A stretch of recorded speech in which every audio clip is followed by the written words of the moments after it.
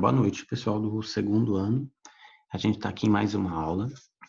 Eu vou dar continuação, então, que a gente estava trabalhando. E hoje a gente vai começar o capítulo 18, que são processos de oxirredução.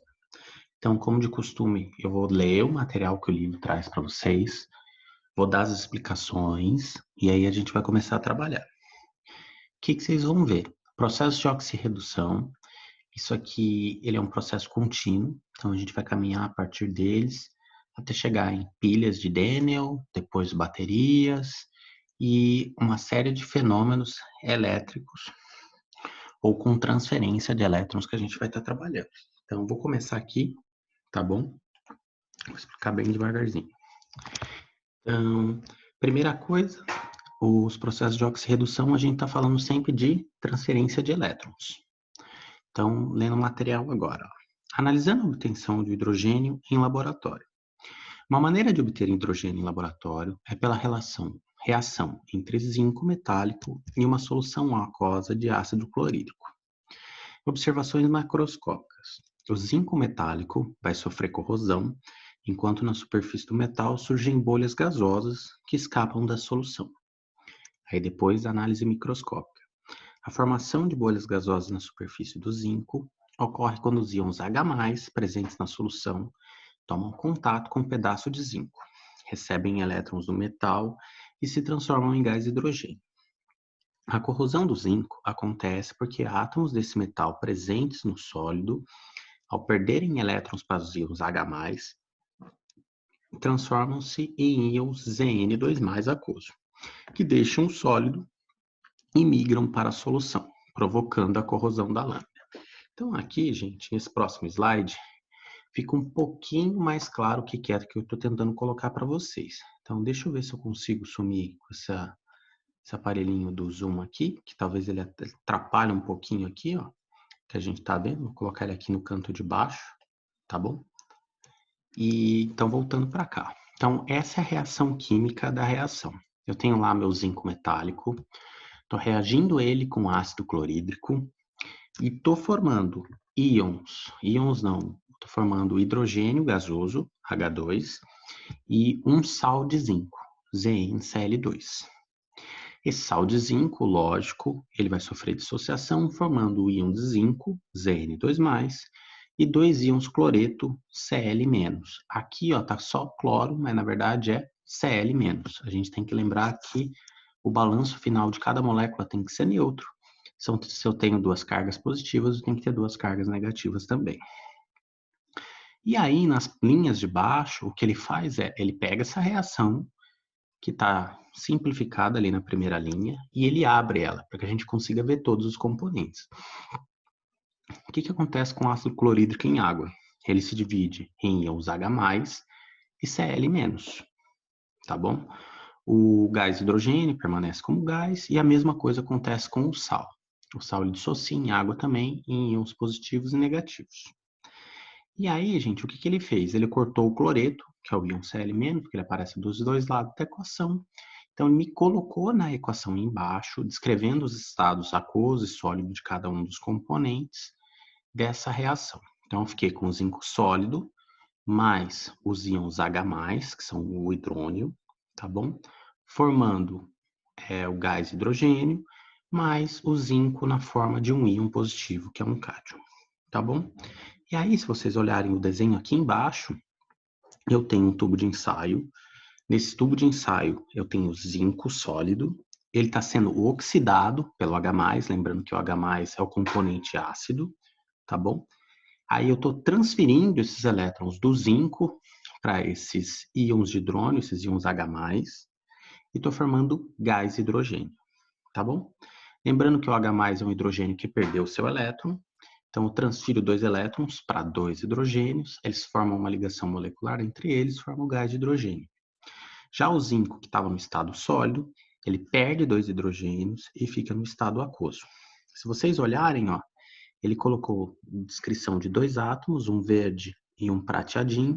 O prateadinho é o íon de zinco, o verde é o íon de cloreto. E aí, se vocês olharem ali um pouquinho mais para baixo, ele colocou também o átomo verde, que é o do cloreto, e um átomo verde maior, que seria, aliás, o verde, né, que é o cloreto, igual tá lá em cima, e um vermelho e branco. É que tá bem difícil de ver as bolinhas brancas aí, que seria o hidrônio, que é aquele que eu falei para vocês, que é o H3O+, ou somente H+. Aí ele pega um desenho lá em cima, ó, umas bolinhas, duas bolinhas brancas, que é o íon hidrogênio, que é o gás hidrogênio molecular, e lá embaixo eu tenho o zinco ainda no estado metálico, que ainda não sofreu corrosão. Isso aqui é só demonstração de tudo isso que a gente falou. Na prática, o que é que vocês estão vendo aqui? Eu tenho um metal, esse metal ele está sendo corroído por um ácido, tá bom? E ele está mudando a composição da solução, ele está jogando íons dele lá, dependendo do metal, ele poderia mudar a cor da solução, tá bom? É isso que vocês estão vendo. Mas o que eu estou tentando mostrar para vocês é que esse processo de corrosão dos ácidos, ele só acontece porque está tendo aqui uma transferência de elétrons, tá bom? Então a gente vai para o próximo slide agora. Deixa eu ver aqui, em que a gente vai detalhar menor o que é isso que a gente está falando. Primeira coisa, o conceito de oxidação e o de redução. Ó, em química, há várias reações que, como é equacionado acima, envolvem transferências de elétrons. Denomina-se oxidação a perda de elétrons por uma espécie química. Então, assim, perdeu elétrons, oxidou.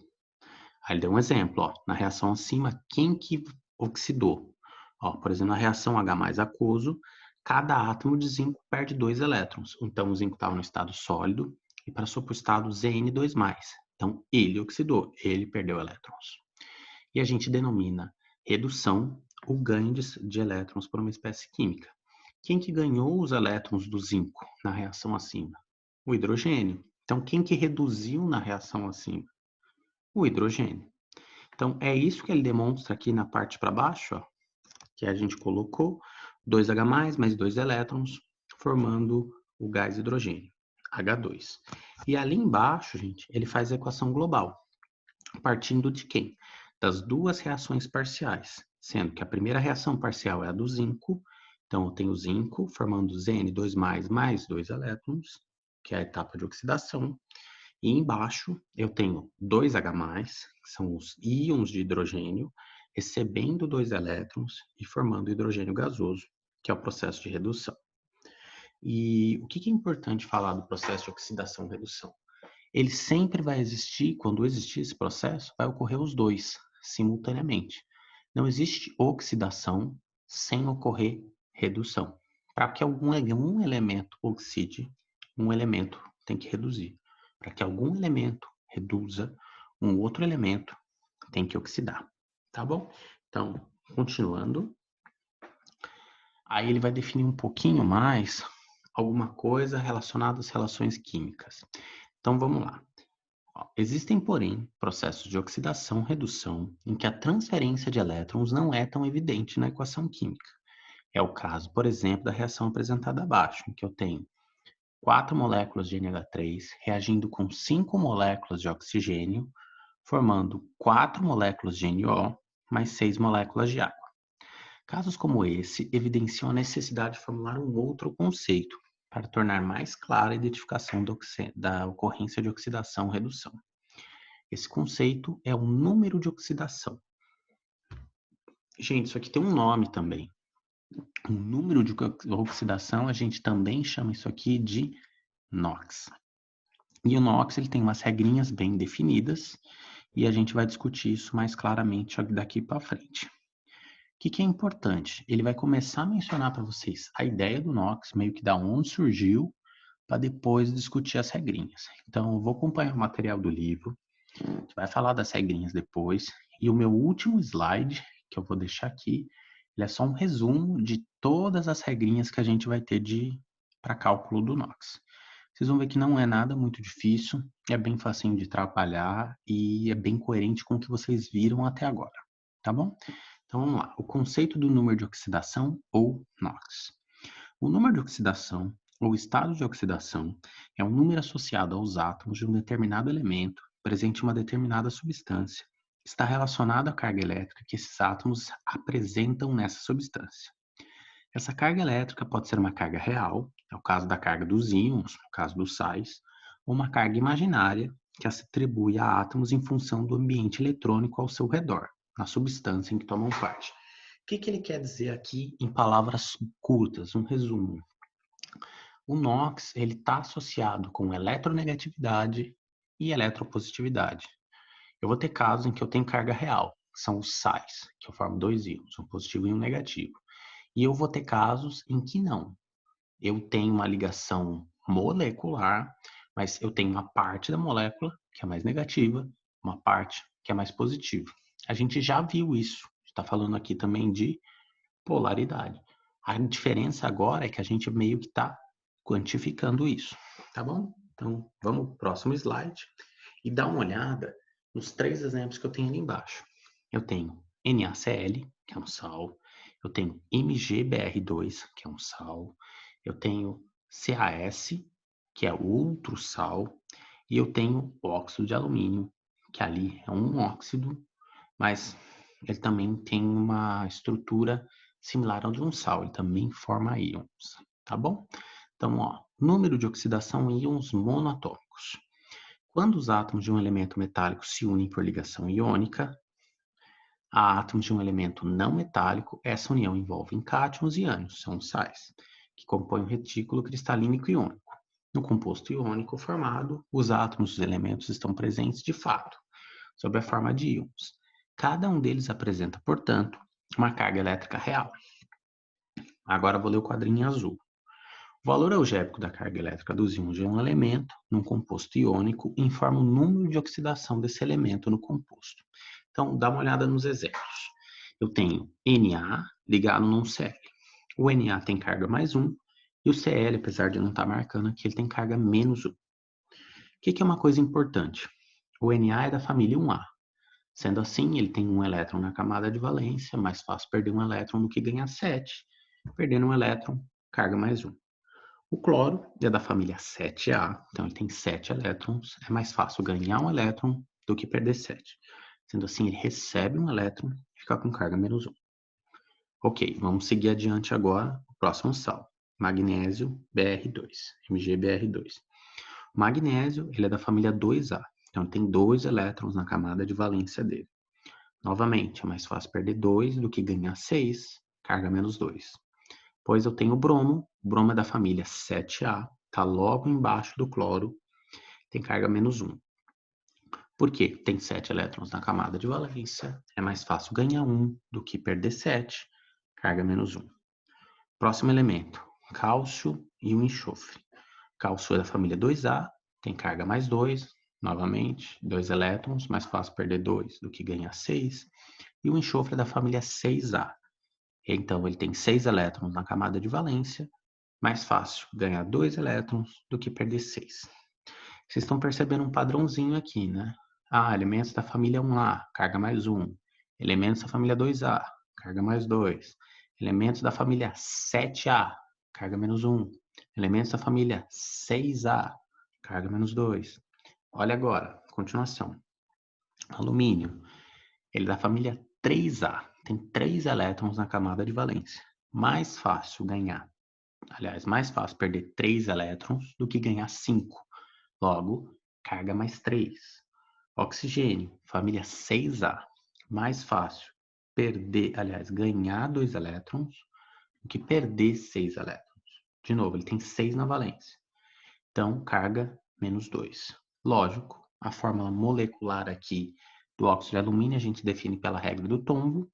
Então, o 3 do alumínio passa para baixo do oxigênio, 2 do oxigênio para baixo do alumínio. Fórmula molecular Al2O3. Tudo bem? Então, aqui a gente discutiu o NOx. E o que é esse NOx, esse número de oxidação?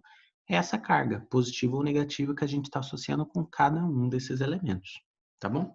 Então, continuando, eu tenho agora 3 exemplozinhos aqui, que eu tenho HCl, H2O e NH3, tá bom? Ali para cima ele fala o seguinte, ó. O número de oxidação em espécie com ligações covalentes. O conceito de eletronegatividade permite comparar os átomos dos elementos químicos no que diz respeito à diferença de tendência para atrair elétrons. Quanto mais elétron negativo é um elemento, maior é a tendência que ele tem de assumir a carga negativa. Então, por exemplo, o flúor é negativo, o cloro é negativo, o oxigênio é negativo. Mas, por exemplo, se eu associar dois elementos negativos, sei lá, o flúor e o nitrogênio. Quando a gente fala de NOx, a carga final tem que ser zero. Então, o elemento mais negativo assume a carga negativa e o elemento menos negativo assume a carga complementar, que é positiva. Tá bom? Então, dá uma olhadinha no HCl. Ó, o hidrogênio tem um elétron na camada de valência. Mais fácil perder um do que, no caso aqui, do que ganhar um também. Na verdade, para o hidrogênio quase tanto faz. Mas a gente sabe empiricamente, por outras determinações, que ele tem uma tendência de ter carga mais positiva. Principalmente por causa dos ácidos, tá bom? Lembrando que o hidrogênio e o hélio, eles fazem parte de um grupo especial, que eles ficam estáveis com somente 2 elétrons na camada de valência. Então, qual que é a carga que eu associo com o hidrogênio? Mais um. O cloro, ele é mais eletronegativo, então ele assume a carga negativa, menos um. Agora eu estou associando de novo hidrogênio, só que agora com o oxigênio. O oxigênio é mais eletronegativo que o hidrogênio, então ele vai assumir a carga negativa. Ele é da família 6A, então ele precisa ganhar 2 elétrons, carga dele, menos 2. Então, cada um dos hidrogênios vai ter carga mais 1. Veja que mais 1 com mais 1, mais 2. Mais 2 com menos 2, 0. Ou seja, o balanço da carga final da molécula, se ela não for um íon, tem que ser 0. Se ela for um íon, o balanço final da carga tem que ser igual o valor dessa carga. Agora, olha o NH3. O nitrogênio, ele é mais eletronegativo que o hidrogênio também. Ele é da família 5A, então ele precisa ganhar 3 elétrons. Logo, a carga dele é menos 3. Cada um dos hidrogênios vai fornecer 1 elétron. Então, mais 1, mais 1, mais 1, dá mais 3. Mais 3 com menos 3, 0. E isso, gente, é uma determinação clara do que seria o NOx, tá bom? Então, vou ler o quadrinho azul, vou passar para a próxima etapa. Não sei se já vem exercícios agora ou se está um slide para frente ainda. Então, ó, em espécies químicas no quais há ligação covalente, o número de oxidação de um elemento expressa a carga parcial de cada átomo desse elemento na molécula, gerado pela distribuição não igualitária dos elétrons das ligações covalentes em decorrência das diferenças de eletronegatividade. Foi isso que a gente acabou de falar. Então, o que eu tenho aqui? Eu vou pedir para vocês fazerem para casa. O exercício 2 até o 5. O exercício 1 que está resolvido está aqui, mas eu vou explicar para ajudar um pouquinho. E eles estão na página 329 e 330. Eu gostaria, se possível, que vocês fizessem isso já para a semana que vem, tá bom? E o slide com as regrinhas está aqui. Então, só vou passar as regrinhas primeiro, aí volto, faço o exercício com vocês e vocês ficam com os exercícios para casa. Então, assim, ó, todos os metais alcalinos são da família 1A. Então, eles vão ter tendência de ter carga mais 1. Todos os metais alcalinos terrosos são os elementos da família 2A. Eles vão ter tendência de ter a carga mais 2. E fora isso, a gente tem algumas exceçõezinhas, ó. Prata assume carga mais 1, zinco mais 2 e alumínio mais 3. Prata e zinco, eles são elementos de transição e já o alumínio não, o alumínio é da família 3A, tá bom? Aí a gente tem o enxofre, carga menos 2, família 6A, então precisa ganhar 2 elétrons. A gente tem os halogênios, que é a família 7A, carga menos 1. E aí a gente tem o hidrogênio, que na maioria das vezes assume carga mais 1 e na minoria das vezes carga menos 1. Quando que ele assume carga menos 1? Ó? Quando ele está ligado a metais. Que metais? Sei lá, hidrogênio e sódio. Aí ele assume a carga menos 1. Então, quando ele estiver ligado aos elementos da família 1A, ele assume a carga negativa, tá bom? Aí, e quando que ele vai assumir carga positiva? Sempre que ele ligar a um ametal. O que é um ametal? Basicamente, todos os elementos da família 7A, a maioria da 6A e uma grande parte da família 5A.